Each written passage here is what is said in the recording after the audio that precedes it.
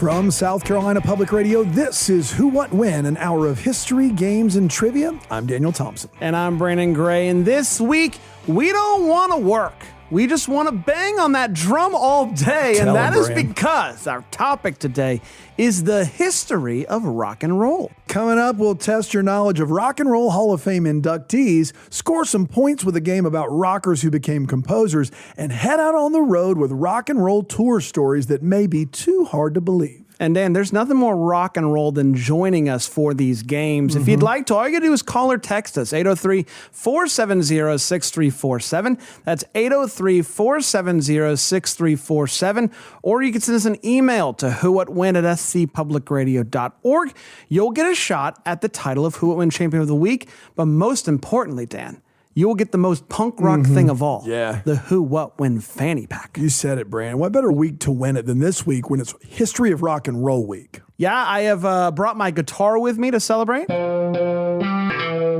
Oh, that sounds great. I can't wait to hear more. Thank you. But I figured we could start with a little history lesson about the origin of the name rock and roll before you get to your sick shredding. I mean, I guess so. That does sound interesting. I got to be honest with you, Dan. I don't think I've given much thought to where the name rock and roll came from. That doesn't surprise me, Bran. As far as we can tell, the term rocking and rolling dates back to at least the 1600s.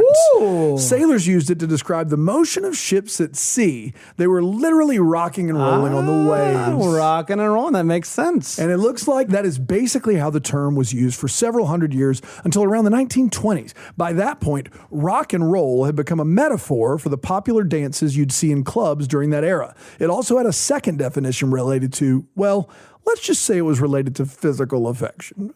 Ha! Understood, Dano. I'm not sure you do. Okay. It was around this time that rock and roll started showing up in blues songs, often using both meanings. But nothing about boats? Nothing about boats, Brand. Sorry. During the 1930s and 40s, the term remained in relative obscurity, though it would pop up from time to time in hit songs. It didn't really hit the mainstream until the early 1950s. That's when a radio DJ in Cleveland named Alan Freed heard about the rising popularity of rhythm and blues and country-influenced music and started to use the phrase rock and roll, a term he had heard in songs, to describe the kind of music he played on his show, The Moondog House. I don't want to keep going back to this, but did Alan Freed know about the potentially spicy meaning of the term? I don't think he did. Okay. At least it doesn't seem that way, Brandon. We'll give him the benefit of the doubt that he thought it was just about dancing. He's credited with popularizing the term and rock and roll music in the mainstream. And in doing so, he helped to expose many young Americans to the black artists who were creating this music. In 1952, Freed organized an event called the Moondog Coronation Ball, which is usually seen as the first rock and roll concert and led to other events with more and more integrated audiences. And this is when rock and roll really blew up in the 50s, and we started seeing it everywhere, right? Right on, Brando. Okay. It was on the radio, TV, even movies. In fact, Freed himself appeared in several movies during this time, including one from 1956 called Rock, Rock, Rock. In that movie, Freed described rock and roll as a river of music which has absorbed many streams: rhythm and blues, jazz, ragtime, cowboy songs, country songs, folk songs. All have contributed greatly to the big beat. That is quite poetic. There you have it. Rock and roll. I love it.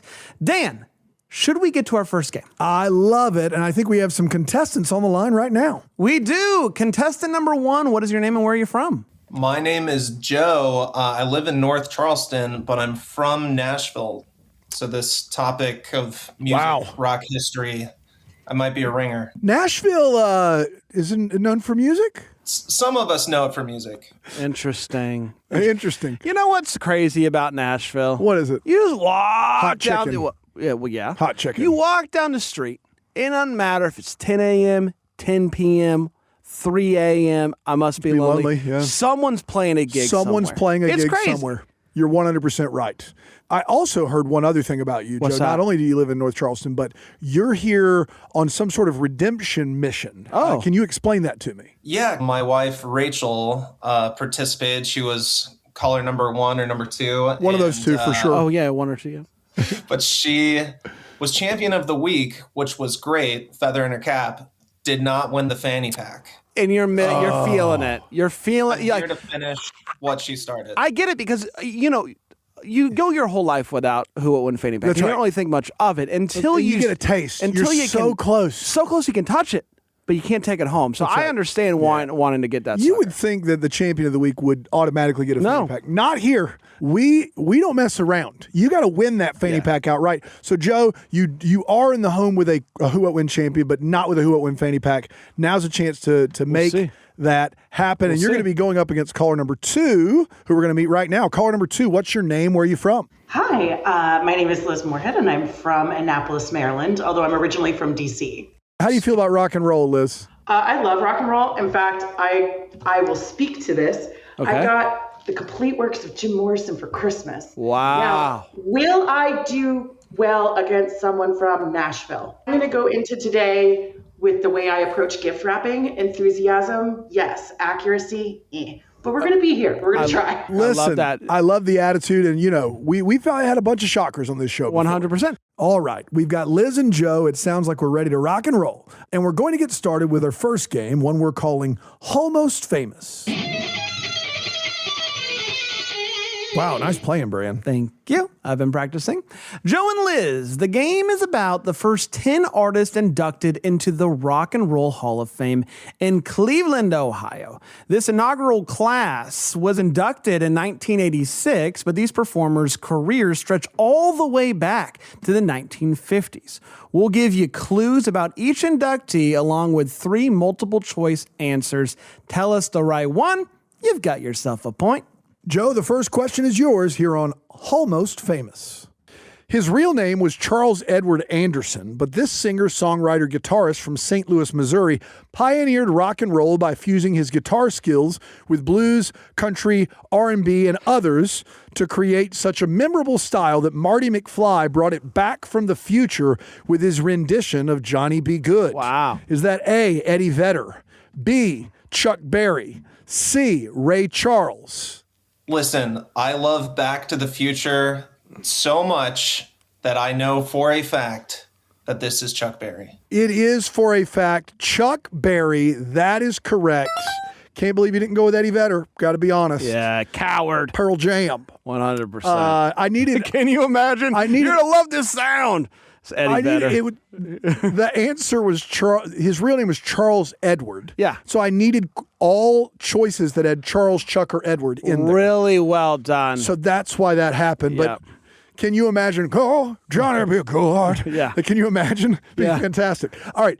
Liz, your first question here on Almost Famous starts right now. Before a tragic plane crash ended his life too soon, this Peggy Sue guitarist, along with his band, The Crickets, helped develop modern rock and roll sound to the masses during the 1950s, paving the way for artists like the Beatles that were just on the horizon. Is that A, Ritchie Valens, B, Waylon Jennings, C, Buddy Holly? Ooh-wee-oo, it's definitely C. Ooh-wee-oo, Weezer. What a callback. We got certified Weez.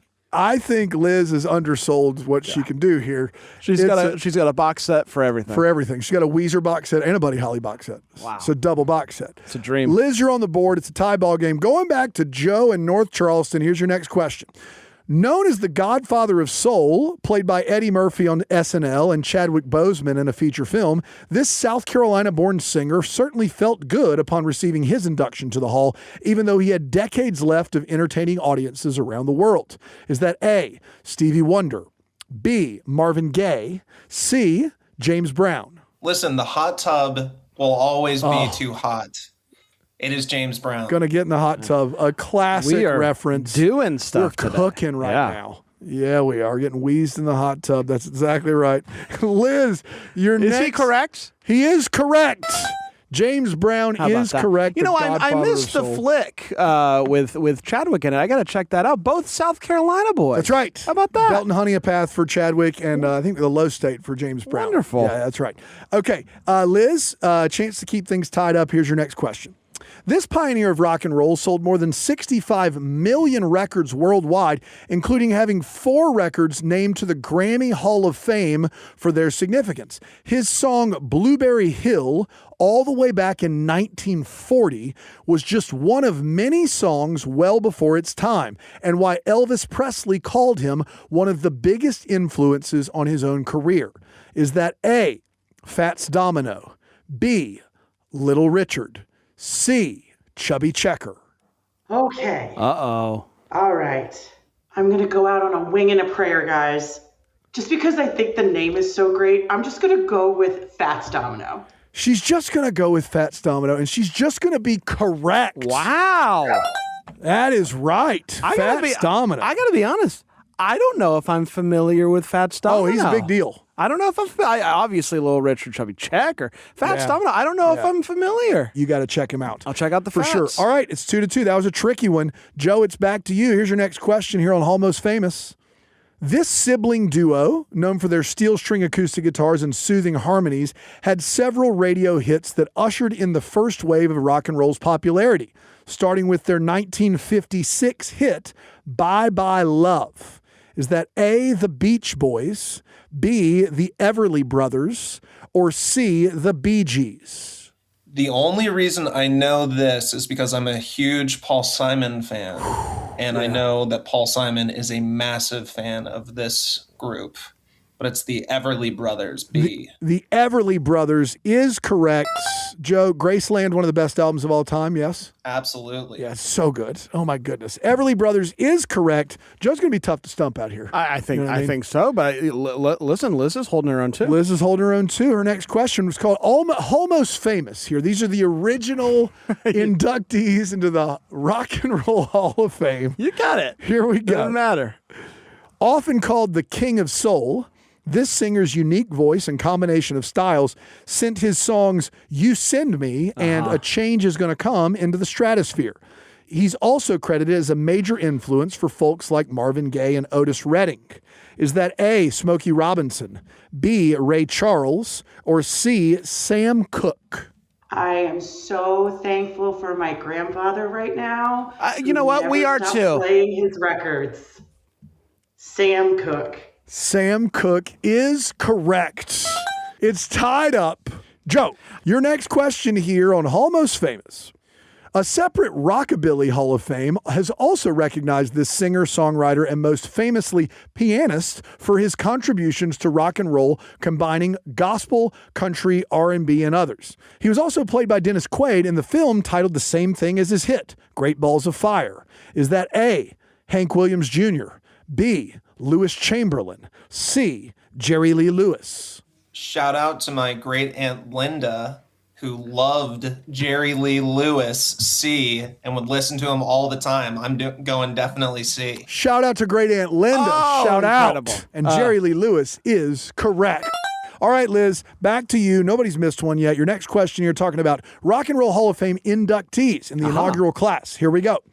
He called himself the architect of rock and roll, and he had every right to. Known as much for the energy in his live performances as he was for the songs themselves, this singer grew up singing gospel in church, touring the black vaudeville circuit in the late 1940s and early 1950s, then produced hits like Tutti Frutti and Good Golly Miss Molly. Is that A, Big Joe Turner, B, Little Richard, C, Bo Diddley? It's B, the one and only Little Richard. The one and only Little Richard is correct. Little Richard loved a rhyme. Loved a rhyme. He Tutti certainly Frutti, did. Good golly, Miss Molly. Yeah, that guy was unbelievable on stage. Incredible. Yeah. All right. It's 4-4. There's 2 questions left in this round. One for Joe, one for Liz. Perfect game still intact. Joe, here's your last question of the round. The king of rock and roll was, of course, in the inaugural induction class to the Hall. Having most recently been impersonated by Academy Award nominee Austin Butler, his imprint on rock extended beyond the music to the movies, where he starred in 31 feature films, including Jailhouse Rock. A, Bob Dylan. B, John Lennon. C, Elvis Presley. So, my wife is from Memphis. Okay. And that very much helps with this question. Also, call back to Paul Simon. We have to go the owner of Graceland, Elvis Presley. Elvis Presley is correct. A perfect round from Joe. And I will say 2 things. If he had said, my wife is from Memphis, I'm going to go John Lennon, it would have been fantastic. Great bit. Can you imagine Bob Dylan in Jailhouse Rock right now? Oh, maybe the best movie of all time. I need it. I want it. All right, Liz. You got 1 question left to complete a perfect round here on Who, What, When. We're talking about Rock and Roll Hall of Fame inductees in the inaugural class. Here's your last question here on Almost Famous. Jamie Foxx won an Academy Award for his memorable portrayal of this famous pianist and a pioneer of rock and roll whose music is still sampled to this day. But no one could match the voice and talent of this singer of Hit the Road Jack, What I'd Say, and many, many more. Is that A, Ray Charles, B, Nat King Cole, or C, Glenn Gould? Really surprised not to hear Eddie Vedder on that list, but in his absence, I'm gonna have to go with Ray Charles. Ray Charles is correct. The Jamie Foxx Eddie Vedder movie is gonna slap. Eddie Vedder's listening today being like, what the heck, guys? What's going on? Just getting trounced out here. Strays.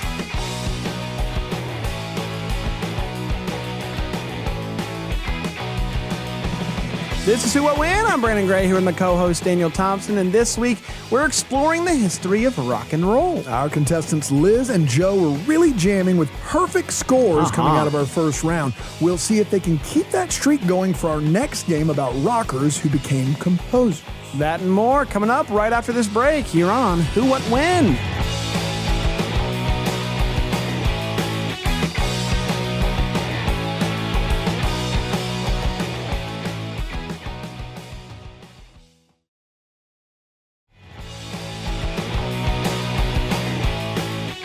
Welcome back to Who What When, an hour of history, games, and trivia. I'm Daniel Thompson here with my good buddy Brandon Gray, and this week we're quizzing you on the history of rock and roll music. Yes, and before we get back to these games, we'd like to remind you that you can be a contestant on a future episode of Who What When. Just call or text 803-470-6347 or send us an email to whowhatwhen@scpublicradio.org. We've got two awesome contestants playing with us today, Joe from South Carolina and Liz from Maryland. They're tied after our first game, but I bet one of them will take the lead in this next round in a quiz we're calling Rollover Beethoven.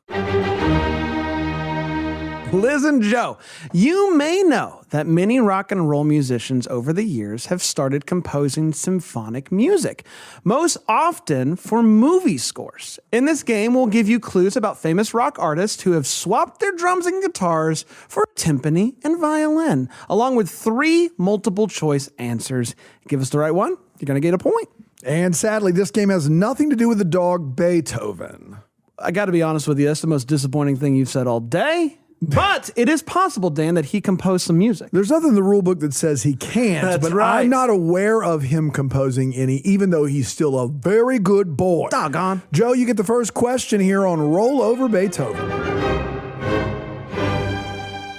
This songwriter from the band Oingo Boingo inarguably became more famous as a composer, initially scoring Tim Burton movies, including even voicing Jack Skellington himself, before becoming a household name in cinema scores, working on many titles for Marvel, Academy Award winners, and so much more. Is it A, George Michael, B, Danny Elfman, C, John Williams? Now, Nightmare Before Christmas kind of freaks me out. So we Really? don't really watch it in our house over the What's holidays. this? What's this? Well, wait, hold on. What freaks you out about it? Is it the, give us the puppetry? rundown. I gotta say, a little grotesque. I like horror movies, but the kids freak me out. Okay. So we're going Danny Elfman. We're going Danny Elfman, and he is correct. All right, Liz, we're talking about music scores from former rock and roll musicians. Here's your question. Trent Reznor was the main creative force and frontman for this popular industrial rock band before being tapped to score David Fincher's The Social Network, which won him an Academy Award and opened the doors for him to score more films for Pixar, Zendaya, and even the latest Tron film. Wow. Is that band Nine Inch Nails, Foo Fighters, or the Smashing Pumpkins? I'm thinking back to middle school when I was listening to Nine Inch Nails, thinking I was just so hardcore. Yeah. And my dad just looking at me going, girl, you wear J. Crew, what are you doing? It's gotta be Nine Inch Nails. It is, in fact, Liz's middle school fave band, Nine Inch Nails. Trent Reznor. Can you believe this guy? What a career He's He's unbelievable. Yeah, really good stuff. Unbelievable. Really and good Liz is correct, and the perfect game's intact. We're still tied up. We're talking about musicians that became scorers of movies. Joe, your next question here on Who What When. This French electronic music duo, known for iconic robot helmets and probably heard most here in the States with Pharrell Williams singing Get Lucky, were hired to compose the score for Tron Legacy in 2010. Is that A, Justice, B, Daft Punk, C, Cassius? I think it's those crazy French guys, Daft Punk. Daft Punk is correct. All right, Liz, board's back to you. Perfect game on the line. A little game we're calling Roll Over Beethoven. Here we go. Nominated for a BAFTA for his score of Pat Garrett and Billy the Kid, it should be no surprise that scoring film is a part of this nomad singer's repertoire, who has historically refused to be put in a box, opting a life more like a Rolling Stone. A, Van Morrison. B, Leonard Cohen. C, Bob Dylan. I would have loved to have heard Sloop John B. over Billy the Kid. We're going to go Bob Dylan. Oh, man. Just great call there. Bob Dylan is correct, though. But Leonard Cohen or Van Morrison really composing would be, Billy the Kid would be fantastic. But you're correct, Liz, so that's even better. And it's tied up. Joe, your next question here on Rock and Roll Over Beethoven. Most recently lending his talents to Paul Thomas Anderson's critically acclaimed film One Battle After Another, Johnny Greenwood's ability as a composer is only outdone by his multi-instrumentalist role in this often critically acclaimed British rock band led by Thomas York. Is that A, Radiohead, B, The Pixies, C, Muse? As a white guy in my 30s, there it is. I'm going to have to say A, Radiohead. A, Radiohead is correct. Is correct. I will say this, Johnny Greenwood's score in One Battle After Another, transcendent. Amazing. Liz, Famously. Perfect game intact. Back to you. Let's talk about another musician that started to score films. Peter Gabriel had quite the solo musical career, but was also the original frontman for this band, more known for having Phil Collins on the drums, all before scoring Martin Scorsese's Last Temptation of Christ. Is that A, The Who, B, Genesis, or C, Exodus? Okay. All right, so we're going biblical. Got it. Yeah. Okay. We're going Genesis. And if I were cool enough, I'd do the do. But, it's Genesis. Yeah, that's right. Phil Collins. That's a Phil Collins track, but he did play drums on Genesis, so I'm going to give it to her. It's a nice bit. It was pretty good, too. Everybody's waiting on Air Tonight drums. That's what we're all waiting on. 100%. All right. And she got it right as well. Perfect game still intact. 4 questions to go. Joe, your next question here on Roll Over Beethoven. Although Ringo Starr is considered the 4th Beatle because he joined the band later than the other 3, by popularity you can make an argument that this guy is 4th. Although he did have hit singles like Got My Mind Set on You, he also had several movie scores to his name, including the Terry Gilliam cult classic Time Bandits. Is that A, George Harrison, B, Neil Young, C, Elliott Smith? I did not know this answer outright, but process of elimination, I'm going George Harrison. He's going George Harrison, and he is correct. George Harrison scored. I didn't know that George Harrison did any scoring. That's right. Liz, to stay even with Joe here, your next question on Roll Over Beethoven starts right now. Mark Mothersbaugh never left this band, with possibly no hit bigger than 1980's Whip It, but that didn't stop him from scoring the 1998 comedy Rushmore, 2003's 13, or 2010's Ramona and Beezus. Is that band A, the Talking Heads, B, the B-52s, or C, Devo? C, you must commit, D-E-V-O. You must commit, D-E-V-O, Devo. Guys, this is a fun one. 2 questions left. Perfect game. And yeah, I feel like we've had some tricky ones, and it has not been an issue at all. Joe, your last question of the round. For most millennials, we probably heard this singer in his legendarily distinct voice as a scorer of our childhood, working with Disney Pixar on the Toy Story films. He also scored films like Meet the Parents, Seabiscuit, and Marriage Story, not to take anything away from the LA-loving singer's music career outside of film. Is that A, Elvis Costello, B, Ben Folds, C, Randy Newman? I worked at a record shop. I was very late to Randy Newman. Every time I go and check this artist out on Spotify, it's a bunch of cartoons, which are great in their, on their own merit. But lots of great albums from this artist. See Randy Newman. Yeah, Randy incredible. Newman is correct, and the voice is just unmatched. Yeah. The best. I mean, I think what's great about it, like, he didn't have to go so hard with Toy Story. Like, I Will Go Oh, my Sailing No More. goodness. Beautiful track. Yeah. You didn't have to do that, Randy. I Will Go Sailing No More is just it's like, a movie about holy toys coming to life. Yeah. You got Chill, a friend Randy. of me. You got a friend of me was a banger. You could have stopped there. Could have. No, but we all grow up and die. Can you believe it? Randy Newman 100%. out here just throwing shots. Yeah. Liz. Also hate short people. I don't want to make this a bigger deal than it is, Liz. But if you get this question right, we're going to have a doubleheader finale. If you get this question wrong, all hope is lost. Wow. So Stakes couldn't be higher. you got one question left. Here's your last question of the round to see if we have a perfect game going into the finals. Jimmy Page was a member of this legendary rock band that, after their breakup, took to scoring sequels to the Charles Bronson cult action flick Death Wish, taking composition duties for both Death Wish 2 and Death Wish 3. Oh, he got them all. Is that A, Black Sabbath, B, Led Zeppelin, or C, The Who? Hey now. It's Led Zeppelin. What are we talking about What are here? we talking about here? It's Led Zeppelin. That is correct. Liz has 10. Joe has 10. We just had a perfect game, Bran. And nothing's more rock and roll than multiple people being right. able to get their hands on a Yeah. fanny pack. Correct answers are punk rock. I've said it for years.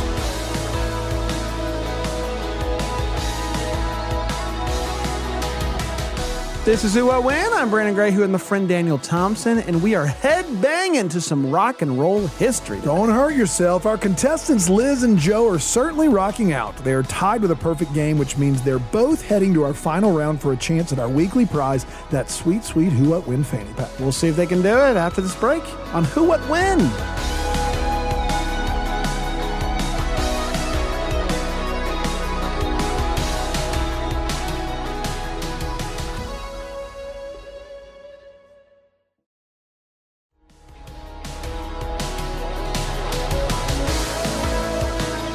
Welcome back to Who What When, an hour of history, games, and trivia here on South Carolina Public Radio. I'm Daniel Thompson. And I'm Brandon Gray, and this week we're jamming out to the history of rock and roll. Dan, we're going to return to our quizzes in just a few moments, but first it's time for our Educator Spotlight. It sure is, Bran. Every so often, we like to speak with an expert from the world of academia to take a closer look at the subjects we're discussing. Today, we're joined by someone who not only teaches music, but is a composer and musician himself. Dr. Yiorgos Vassilandonakis is a professor of music theory and composition at the College of Charleston, where he also teaches a course on the history of rock and roll. Yiorgos, welcome to Who What When. Good to be here. How are you guys today? Doing well. We're having a lot of fun talking about the history of rock and roll, and we'd love to dive into it here because my understanding is it was in the 1950s that rock and roll music really became popular, especially with the American teenagers. So I'm curious about what it was about the post-World War II period that created the perfect conditions for this genre to really take off. That's a great question. It was a time where a lot of things came together, especially in the United States. So first of all, electricity, believe it or not, going from acoustic instruments to amplified instruments was a big part of rock and roll. Also, the recording industry started to blossom at that point, and actually started to have ways of mass marketing and all that kind of stuff. So there was actually a mechanism to put that music out there. But most importantly, I think the American teenager at that time was, since a long time, ready to actually spend money and had some more freedom. So it's a social, cultural aspect as well as a technological one, in my opinion, of course. That makes a ton of sense. Now, Yiorgos, rock and roll is a really broad category for music, and a lot of different artists, a lot of different forms, a lot of borrowing from other forms of music. If you had to define rock and roll, how would you go about doing that? That's a great question, because you're right. It has embraced a lot of other styles throughout the years, and it's changed and it keeps changing. But if you were to put it down to a nutshell, it would be electric guitars, a backbeat, and attitude. Gotcha. Yeah. The attitude's important. We got to talk about the attitude. Absolutely. That's a great, we joke, but there is kind of this rock and roll like vibe that a lot of musicians have that I think a lot of people grabbed onto that were like, oh, this guy is so cool because he's playing rock and roll music. Do you think that had anything to do with the marketing of rock and roll and what kind of made it cool to the people that were at least experiencing the music?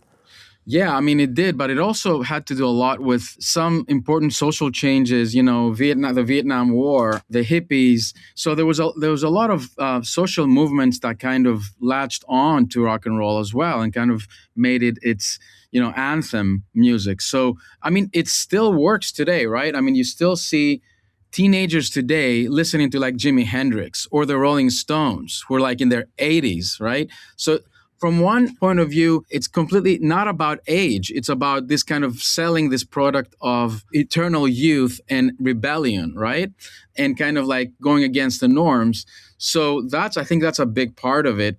And then, of course, yes, like we just talked about, the marketing, the whole industry, the recording industry, which is no longer there really these days. It's kind of the record industry is not like it used to be, but in the 60s, 70s, and 80s, it was one of the biggest industries selling as far as gross product, it was one of the biggest industries, right? And worldwide.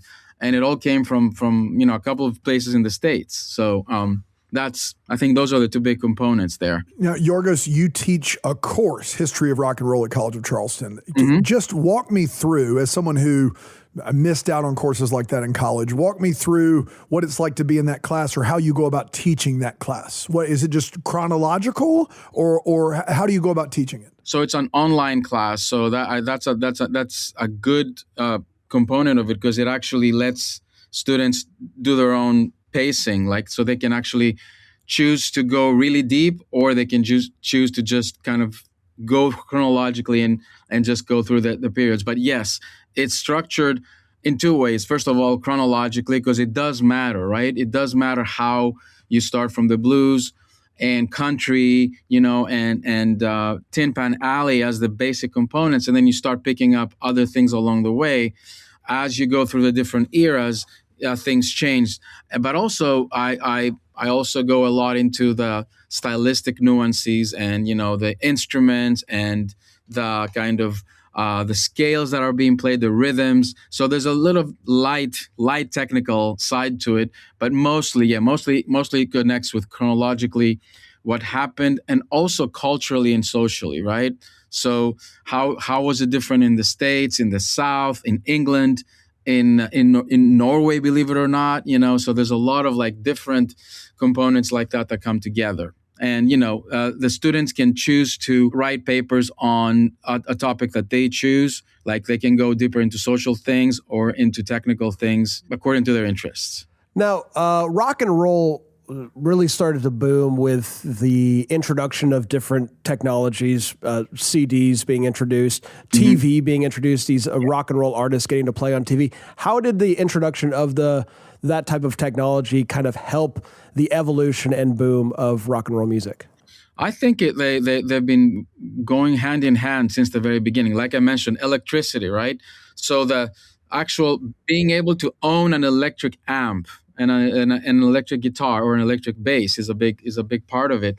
But then radio became big in the 50s, and that was a big proponent of rock and roll. Then the different recording techniques actually go hand in hand with the development of rock. Like, the Beatles were the first ones to take 2 4-tracks and sync them together and have 8 tracks. I mean, that wasn't there before. So instead of like having everybody in the same room and recording at the same time, you started having the ability to be able to overdub different parts later. So that changed the orchestration, the sound, the Phil Spector sound, which was layered. You get all these like recording techniques that actually were developed for or by rock and roll producers, or they were embraced by rock and roll and actually changed the way that the music was recorded. Then, the LP, the first long play record, which gave us, the concept album, like longer tracks rather than just the 2-3 minute song. all of a sudden you had 15-minute tracks, right? Then, of course, like you said, TV and later MTV, because then you had to have an image. I mean, the Ed Sullivan Show and Elvis and the Beatles on TV was such a big part of, how these things spread. Then CD, which digitized everything and basically had everybody buy their favorite albums all over again, which was a huge, nobody talks about that, but like records that were not on the charts for like 20, 30 years, they came back on the charts just because they were re-released on CD. And then, of course, the online, the internet and Napster and the Radiohead having their first kind of online only release.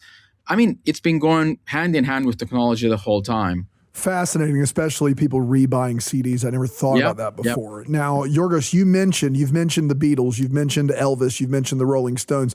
These three artists tend to have a lot of rock and roll kind of coalesce around them, and they're very influential in how they borrowed, really, from what came before.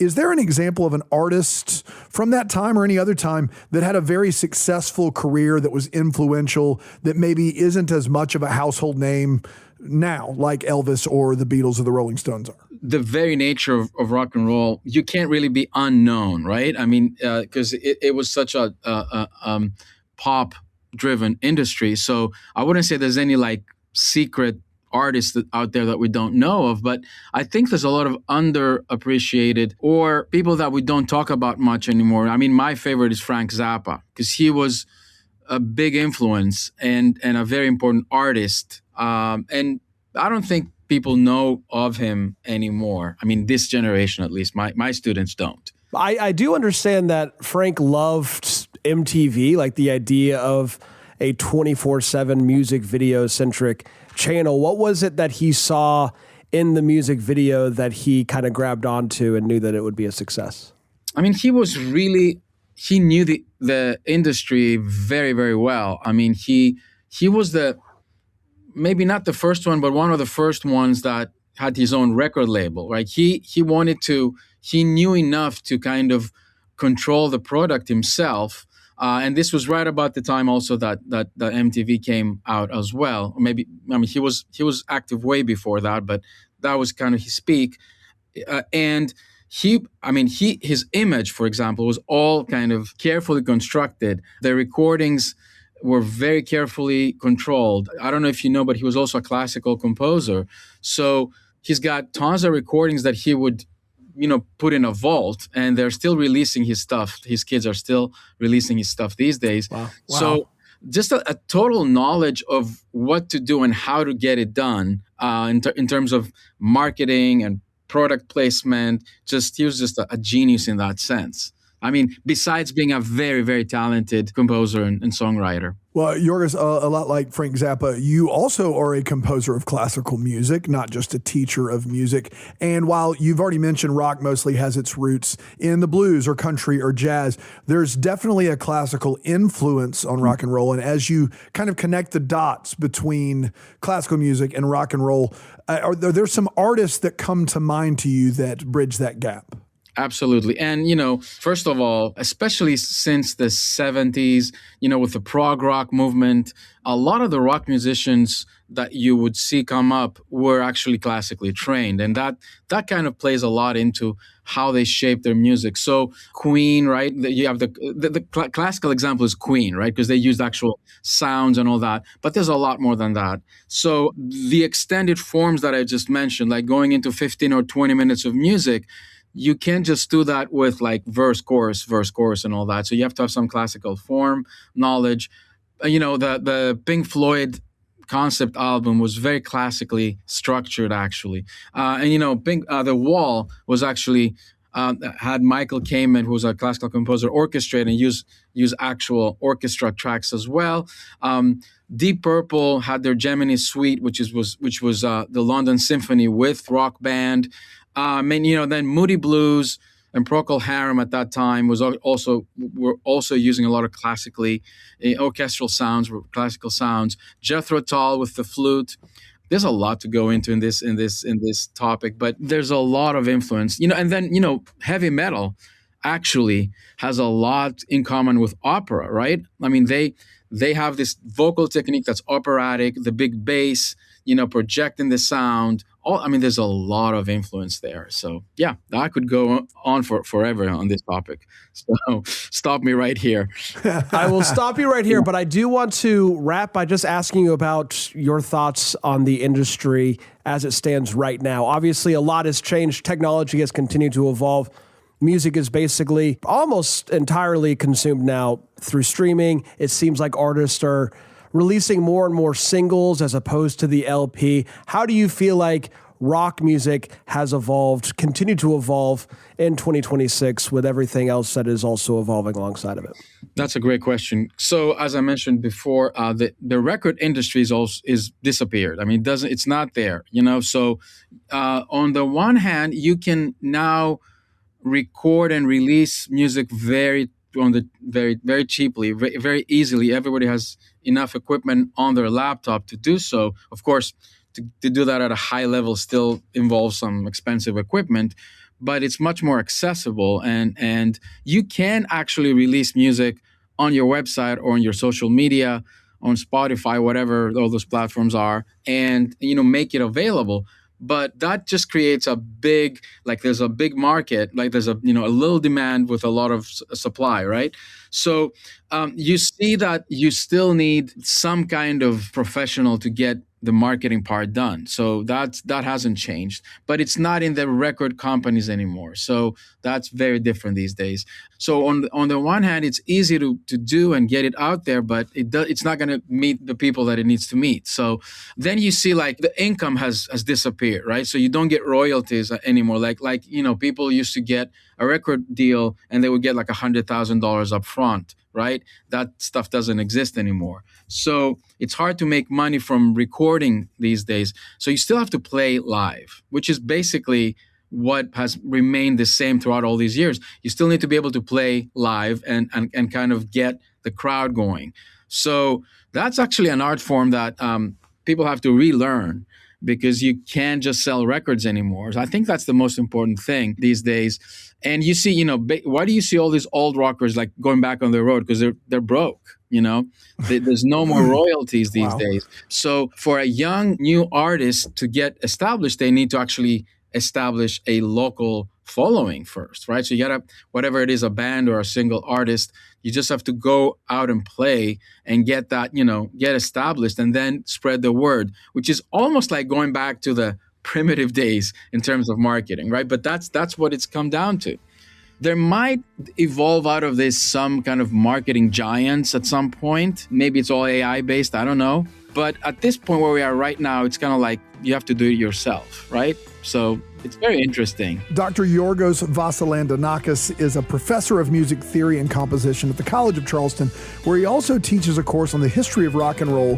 Yiorgos, thank you so much for joining us on Who, What, When. It's been an absolute blast chatting with you. Thank you guys so much. It's been great being here. Thank you.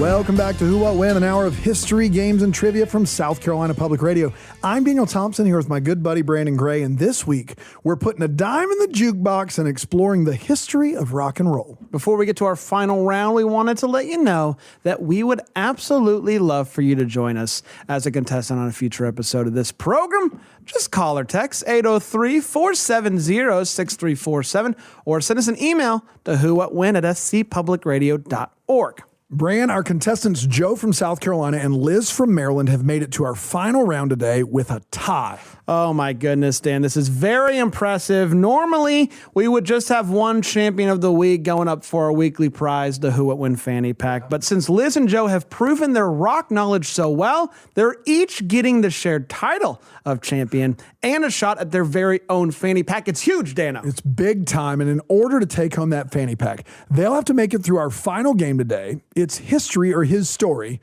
Rapid Fire on Tour. Barrel explosion. Bran, you're getting really good. Are you just saying that? Kinda. Okay. Thank you, though. Joe and Liz, here's how history or his story works. Former history teacher Dan has some short stories from the history of rock and roll, and some of these stories are historical fact, while others were made up by Dan, aka they are his stories. And for each question, you just need to tell us if it's history or his story. The person with the most points at the end of the round wins. Joe, are you ready for your first question here on History or His Story? Rapid fire on tour. I got to bring the fanny pack home. Got to do it. Redemption draweth nigh. Here we go. With an apparent fire approaching from a side room at the Fillmore East in New York City in 1969, a police officer in street clothes rushed the stage during the middle of the song Tommy to get members of British rock band The Who to safety. Not seeing the smoke or knowing it was a police officer, Roger Daltrey began brawling with the officer, a fight that got so out of hand it eventually involved Pete Townsend as well and ended with a warrant out for their arrest. Is that history or is it his story? Total stab in the dark. I have no way of knowing who would know this besides the people in the room. Who? I'm gonna go history. He's going to go history. He stabbed in the dark and stabbed correctly. Oh, my God. That is accurate. He got it right. What a wild story. I couldn't believe it. I double-checked on 3 different sources. I was like, this can't be real. How about that? Real deal. Roger Daltrey just fighting a street-clothes police officer. Pretty wild. Well, they have to tell you. And nobody asked. I think that was the problem. Yeah. He didn't ask. They didn't tell. Yeah, Liz, we're playing History of His Story Rapid Fire on Tour. Your first anecdote. During a performance in Des Moines, Iowa in 1982, Ozzy Osbourne bit the head off a bat that someone in the audience threw on the stage. Ozzy thought it was a rubber bat, and he was playing along with the bit, and when he bit into the real bat, it was too late. Got some real bat bit there. Real bat bit. Is it history or his story? That's history. That's an iconic story. That is history. It is correct, and that's probably the easiest one. Well, what's so interesting about that is it's one of those things where it's like, has this been passed down from generation to generation? It's I not will true. say, when I looked it up, I thought my version of that story that I had in my head was it was a planned thing. I'm going to bite a bat, like to scare everybody. I didn't know that it was like he thought it was a rubber bat, and then it went sideways on him. Here we go. It's 1-1. Joe, your next question on History of His Story Rapid Fire on Tour. Freddie Mercury, among other things, had a time period when he was obsessed with bubble wrap. He would pop it on stage, laugh hysterically, and also for one concert in London, had the first 4 rows at the Royal Albert Hall covered in it, requesting that all the patrons seated there sit in unison to create a fantastic popping time. Is that history or his story?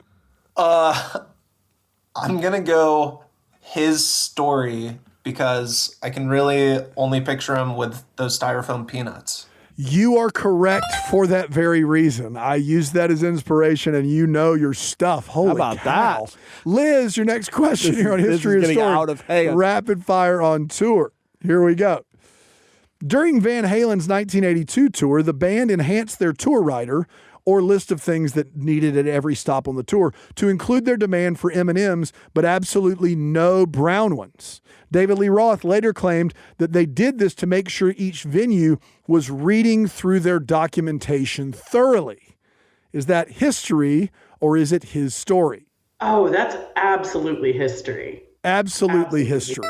That is correct. It's one of those things where it's like it could just be a myth. Yeah. So like I would have probably said overthought it. That's right. And said it's your story because that's true. That's true. You know, I did so that. much of this stuff is like that you've heard is probably not true, but this happens to be. Here we go, Joe. It's tied up. Your next question here on History of His Story Rapid Fire on Tour. Before Tim Robinson did it, Lenny Kravitz donned a giant inflatable hot dog costume for a 2005 concert in Seattle, Washington. Many believe drugs were heavily involved, as Kravitz's only comments on the outfit were on stage during the show when he said to the crowd, "You know, my other clothes just weren't hot dog enough." Is that history or his story? I really feel like I would have heard about this. I don't know. That is, Joe, you do subscribe to Hot Dog Quarterly. Oh, okay. my bad. So is it quarterly or weekly, Joe? It's both. It's bi-monthly. Oh, interesting. We were both wrong. You're right. We're going his story. His story is correct. But wouldn't it be cooler if it was? Yeah, we got to find the guy who did this. Yeah, it's just not hot dog enough. That was I made that quote up. Yeah. You can believe it? Isn't that It's crazy? not hot dog enough. Thank you very much. And All in right. your defense, it is true that his clothes aren't hot. They're dog not enough. hot dog enough. That is true. All right, Liz, next question is yours here on History His Story Rapid Fire on Tour. During a tour stop in Tokyo, Japan, Axl Rose of rock band Guns N' Roses got lost in Aeon Laketown Mall of Saitama. Per his own account, he couldn't find the exit to the mall where he was supposed to meet his driver, and because of a language barrier, Rose was in the mall for 7 hours, arriving at the concert venue an hour before the concert was supposed to begin. History or his story? That sounds like something I would do, not something Axl Rose would do. I'm gonna go his story. Oh. She's going to go his story, and she is correct. How about that? Wow. So here, let me set the stage for you, Brandon. Can you? Yeah. We have two Who What Win champions of the week. Yeah. 2. We have a perfect game going on. Around it, the perfect game. What pedal? God, you stop. We have 2 questions left. And if both of them get their respective question right, we're getting a double fanny pack week. It's double fanny week, which is huge. big. Joe, your last question here on History or His Story, Rapid Fire on Tour. During the U.S. leg of his 1979 tour, David Bowie requested an inflatable animal be on stage for each of his performances. Sure. The animal was to be different at every venue with a minimum height of 6 feet. Bowie would never reference the inflatable on the stage throughout his performances. History or his story? Oh, I'm so nervous. I love David Bowie. This could be during the Thin White Duke period where he was experimenting with different substances. But I don't know. I'm going to say his story. He's going to say his story. And at the very least, Joe's bringing home a fanny pack. Oh my gosh. He's bringing home a fanny Wow, pack. He is Joe. correct. It was a little nerve-wracking there, but a perfect game from Joe from North Charleston. Congratulations. And now you get to pull for your opponent. Can we make it 2? Worst case, we have 2 perfect games, 2 fanny packs. Liz, it all comes down to this. Your last question Here we go. on History or His Story Rapid Fire on Tour. How you feeling? Oh, living, laughing, loving, puking, crying. That's right. We're doing great, guys. We're rocking and rolling. All of it. Here we go, Liz. Michael Todd was a bassist for rock band Coheed and Cambria in 2011 when, while on tour in Massachusetts, he robbed a pharmacy for prescription medication, all before going to the Comcast Center in Mansfield to play the night's gig, resulting in him getting arrested at the arena before the show began. Whoa. History or his story? It's history. I know about this. I lived in Massachusetts. It's history. That's correct. Joe gets a perfect game. Liz gets a perfect game. Joe gets a fanny pack. Liz gets a fanny pack. What a week here on Has a Who What double When. perfect, full perfect game ever happened, AT? I don't know. No. This feels Wow. legendary. This is history. 2 great players. What a game. Joe, Liz, congratulations on all the hard work and the well-earned fanny packs here on Who What When. Thank you so much. I've redeemed our house. Yeah, congrats, buddy. Liz, congrats as well. What a game. Thank you so much. I look forward to representing South Carolina Public Radio up here in Maryland. Shout out. Shout out.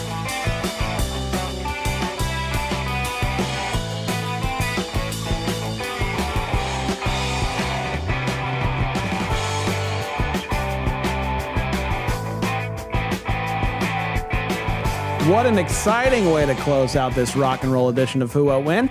Thanks again to our contestants Joe from South Carolina and Liz from Maryland. And congratulations again to both of them for taking home the shared title of Champion of the Week and some Who What When fanny packs. Our producer is A.T. Shire. Our executive producer is Sean Birch, who we call Maurice because he speaks of the pompatus of love.